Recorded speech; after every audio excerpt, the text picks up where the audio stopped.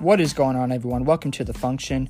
If this is your first time stopping by the channel and you're wondering what this is all about, our main goal here is to make sure that every man is functioning to their fullest potential. We're going to be providing plenty of content, plenty of things to help you, to equip you, and just to make sure you go out there and just dominate your society with the right type of behaviors, the right type of habits, the right type of actions so you can function as a better man in our society today. Make sure you subscribe, make sure you share and like this content, and I'll catch you in the next episode.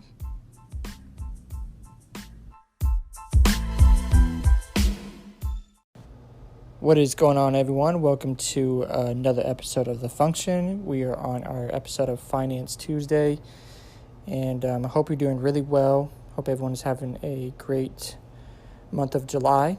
And we're going to be talking about the 40% rule.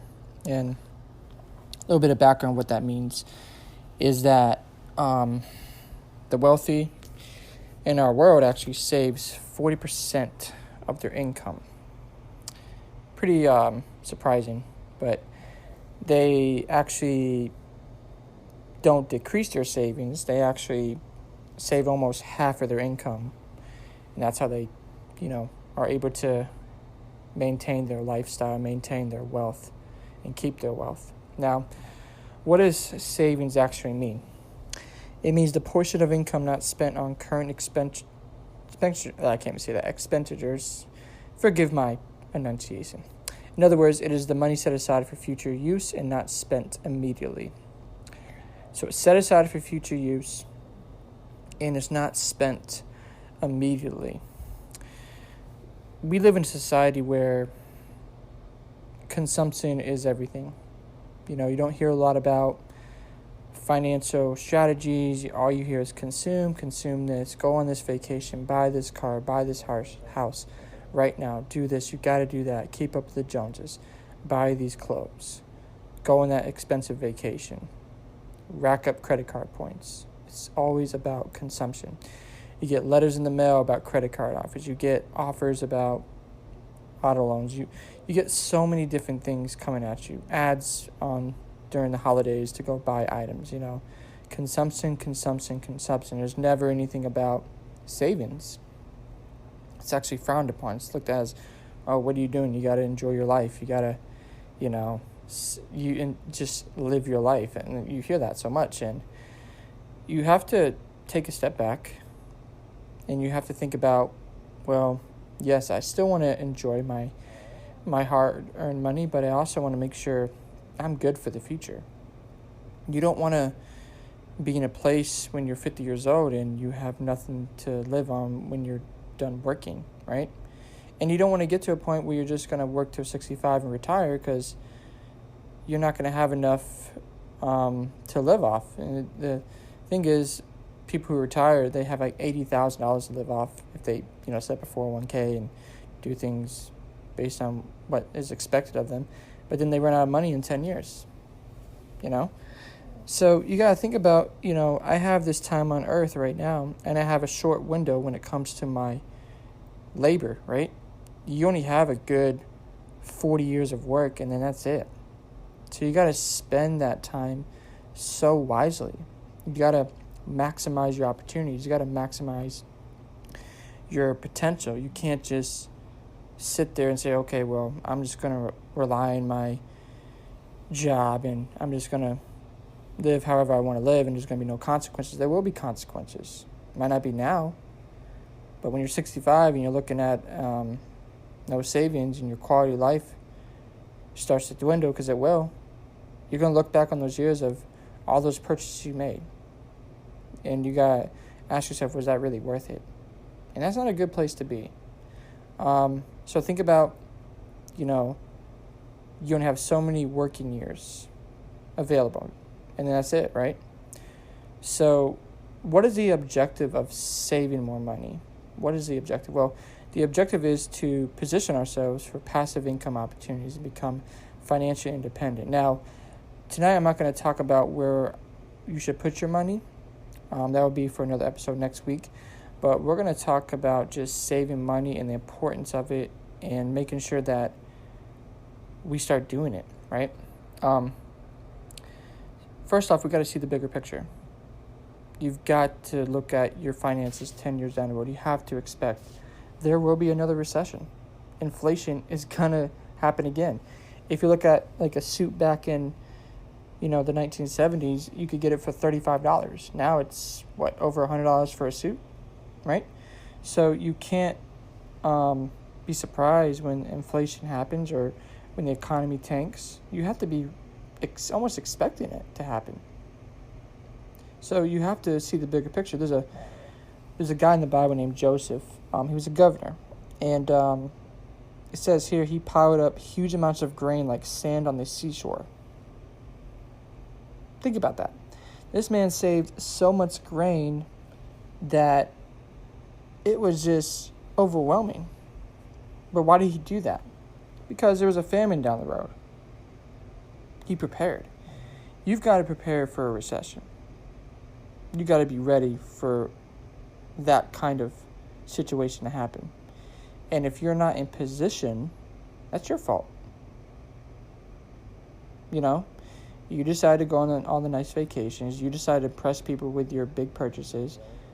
And you didn't want to save any of your income. And now you're in a position where you have to, struggle to get by. And it's not healthy, right? It's not good. And the only way that we'll be able to overcome this is if we have to change our behaviors. Our behaviors have to change. There's no get-rich-quick schemes. That doesn't exist. It's adding value, exchange it with someone else, and that is how you get more in your life. You have to exchange value with somebody else. So your value in this world has to get better. You have to bring more to the table. So if you are looking to save more, if you're looking to increase your savings, the first thing you can do is find ways to increase your income. What are some skills you can learn where you can exchange value with somebody and you can actually make more income, right? There's an article I was reading through at Harvard, and they said that there was actually a positive correlation between current income and saving rates across every single income group. Positive correlation. So what does that mean? It means that savings is important. You have to recognize the importance of gathering and keeping for a rainy day, for future opportunities, because they will come, and you just have to keep going. So how do I save more? How do I increase my savings? How do I get to a point where I can get to 40%? Well, first off, try to do what you can. I'm not saying you're going to save 40% right away. No. Try to save 8%, 10%, 12%, 15%. Look at your monthly income and then divide all your expenses, right? Get rid of all the expenses you have to pay. And then whatever is left over, take that percentage and save it each month. Don't wait to the last minute. Save. Save. Because I guarantee you will not regret it. The important thing is you have to start. Commit. If you can't commit, it's never going to happen. You can't live on impulse. If you are always impulsive with your spending, you're going to make this very hard on yourself. And you're going to find yourself in a place where you have limited resources and you'll be asking people for help. And you don't want to be there. None of us want to be there. So commit to something and think about the bigger picture. If you're in your late 20s today and you haven't started saving, start saving now. Because your 30 is around the corner. 40 is going to happen really soon. And what happens is as you get older, more responsibilities happen. If you want to get married, guess what? You got mouths to feed. You're going to have a house, right? To provide and, have more space. So think about all that now. Think about the cost involved. And put yourself in a position where you're not overwhelmed, right? Because money, people say money isn't everything. If you think about it, it really is. There's an exchange going on all the time. There's always an exchange going on. So commit to something. Next thing is cut out the small monthly expenses. Unsubscribe. Instead of having Netflix, Amazon, and Disney Plus all at the same time, just keep one for now. Just keep one. Instead of using Amazon Prime, switch to regular shipping. The package is going to come either way. I mean, it's really worth an extra $15. Oh, maybe to some people, but maybe you don't need to be doing that right now. So just think about that.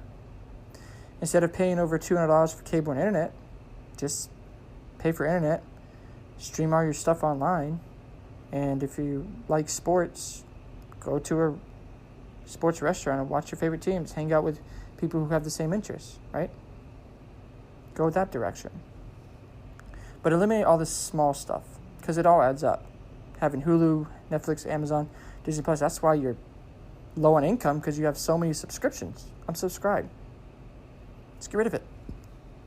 You don't need it for now. Who are you trying to impress, really? You know? Next thing is eliminate consumer debt. Paying off debt is not an inconvenience, it's an investment. The sooner you eliminate that debt, you're free, right?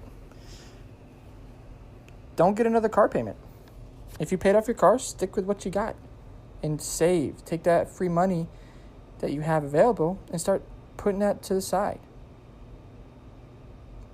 Like, imagine if you saved, let's just do some basic math. Let's just say you saved $1,000 a month. Let's multiply that by 5. Let's see, 12, 24, 36. You have $60,000 available. You know what you can do with $60,000? You can go get a real estate deal where you can earn 8 to 12% on that deal, passively. That means you don't have to work for it. You can go invest in gold, which earns 8 to 10% a year. And now you're looking at something where you saved for it, and now you're earning constantly. It's just going to be there all the time. It's guaranteed, right? But if you were to look at the short term and say, oh, I don't know about the savings, you would never consider that option. If you're saving $1,000, you're looking at $60,000. And then guess what you can do? You go after another deal. And then another deal. And all of a sudden, your income you're making now is being replaced by your passive income, and now you have freedom. You have your time back. You won't get that at a 9 to 5. You won't get that over consuming. Consume more, you become a slave.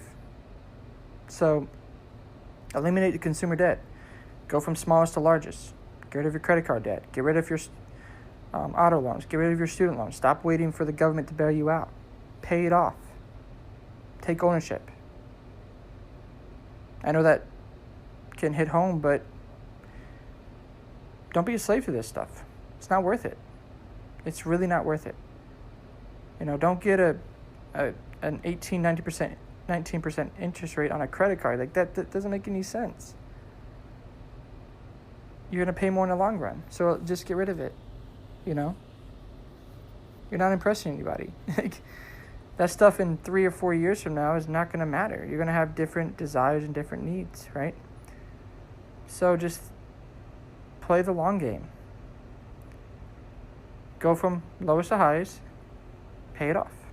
And again, next week we're going to talk about where to put your money so you can accelerate this process. Next thing is make more income. It's that simple. Go make more income. Go find ways to make money. We don't have an inflation problem. We don't have a political problem. We have a saving problem. That's what we have. It's not the government's fault. It's not the economy's fault. It's our fault. And we have to take ownership of that. There's a quote here that says, save 1/3, live on 1/3, and give away 1/3. I want to challenge all of us tonight. If we want to give more, we got to have the resources available. If I don't have the hand to give, I can't give you that hand, right? But if I have the hand, guess what? I can impact more people. So think about that. This other quote says, you can be young without money, but you can't be old without it. Think about yourself at 60 years old. If you're in your 20s, think how fast your 20s just went by. So value what you have now and build off it. Is it going to take time? Yes, of course. Could it take 10 to 15 years before you are financially independent? Yeah, but it's worth it. So you got to think long term. Can't impress everybody. And you got to be like nobody else. The 1% in this world save 40% of their income. That's the wealthy.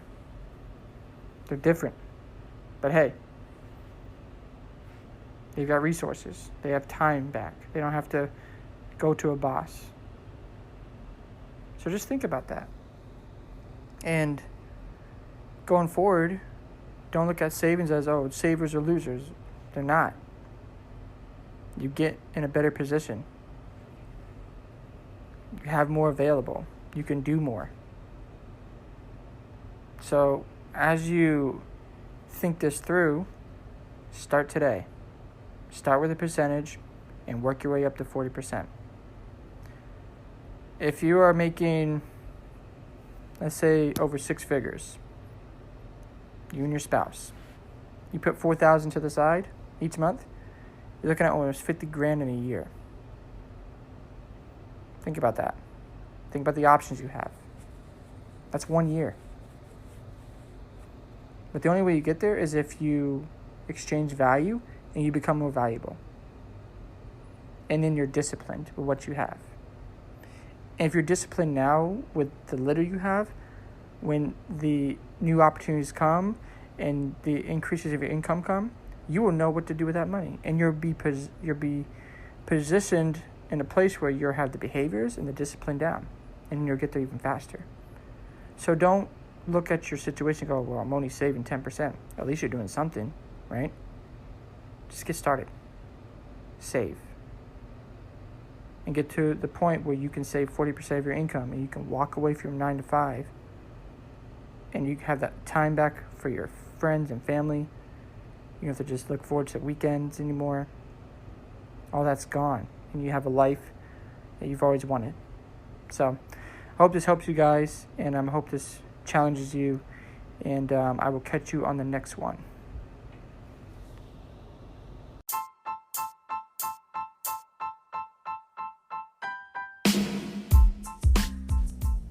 If you enjoyed that episode today, make sure you subscribe. Make sure you like and share this content with others. And have a great week. Go function as the people you're capable of. And as the men that you know you can be. And if you got any questions or anything, just feel free to reach out to me. And have a great, great day.